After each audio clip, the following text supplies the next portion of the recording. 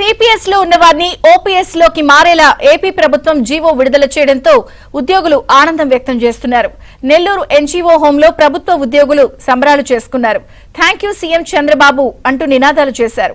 మరింత సమాచారం మా ప్రతినిధి మహేష్ అందిస్తారు. మహేష్, కూటమి ప్రభుత్వం కీలకమైన నిర్ణయం తీసుకుంది. జీవో నెంబర్ 53 రిలీజ్ చేసింది. పిఆర్సీ ద్వారా 11,000 మంది ఉద్యోగులకి లబ్ధి చేకూరనుంది. అలాగే వరుసగా కూటమి ప్రభుత్వం చేపడుతున్న కార్యక్రమాల పట్ల ఉద్యోగస్తులందరూ కూడా హర్షం వ్యక్తం చేస్తున్నారు. ఏమంటారు సార్, ఈరోజు పిఆర్సీకి సంబంధించి ఒక జీవో ఇచ్చింది, దాని మీద మీరేమంటారు?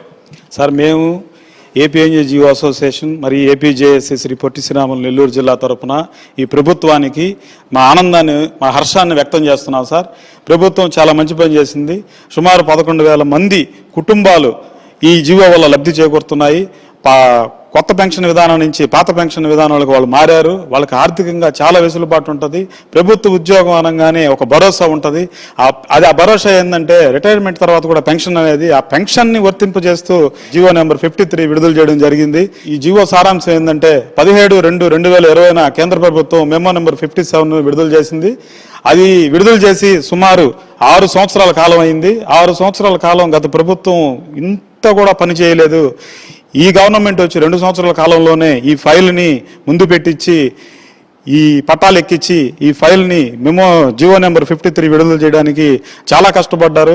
ఈ జీవో ఎన్ని కూడా నాటకాలు పోటకాలను కొంతమంది గుండు చేయించుకోవడం, నిరసనలు తెలపడం చేస్తున్నారు. దాని మీద వాస్తవంగా ఉద్యోగస్తులు ఏమంటారు? బోటకాలు నాటకాలు కాదు సార్, 100% ఇది చాలా మంచి జీవో. ఎందుకంటే 11,000 కుటుంబాలు ప్లస్ అదొకటే కాదు సార్, మొన్న పబ్లిక్ సెక్టార్ వాళ్ళకి, గురుకుల పాఠశాల వాళ్ళకి దాదాపు 15,000 మందికి పైగా 60 సంవత్సరాల నుంచి రిటైర్మెంట్ వయసు 62 సంవత్సరాలకు పెంచుతూ జీవో ఇష్యూ చేయడం జరిగింది. అది కూడా చాలా మంచిది. ఇంక 2 సంవత్సరాల పాటు వాళ్ళు సర్వీస్ చేసే అవకాశం ఉంటుంది.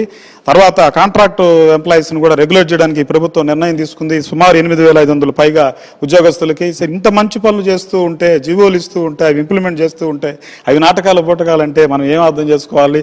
అది వాళ్ళ విజ్ఞతగా వదిలేస్తున్నాము. ఇదే పరిస్థితి. Video శాఖతో Mahesh Babu, ABN Andhra Jyothi.